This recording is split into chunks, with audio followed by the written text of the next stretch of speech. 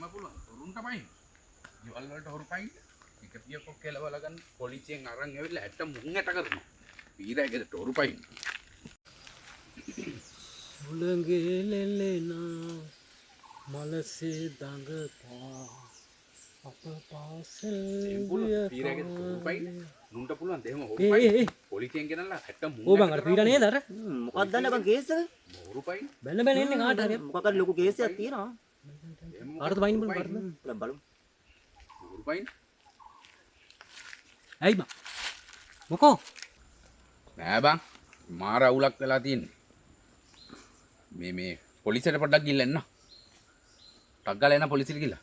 ඇවිල්ලා මම විස්තරේ කියන්න. පොලිසියට යනවා. ඒ මොකෝ බං? අඩෝ ඊයේ අපේ ගෙදරට හොරු පැන්න බං.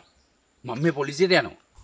මොනවද අරන් ගිහින් තියෙන්නේ ගෙදර තිබිච්ච සේරම අරන් ගියා බං.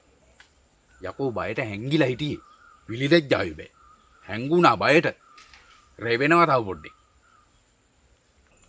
ඉතින් බං උඹ ගාව තුවක්කුවක් තිබ්බ නේද ඔව් යකෝ මං වෙලාවට ඒක ඉන්නේ ගහගෙන හිටියේ. නැත්තම් මුන් ඒකත් අරන් යනවා. තකින් බූරුවා අයියෝ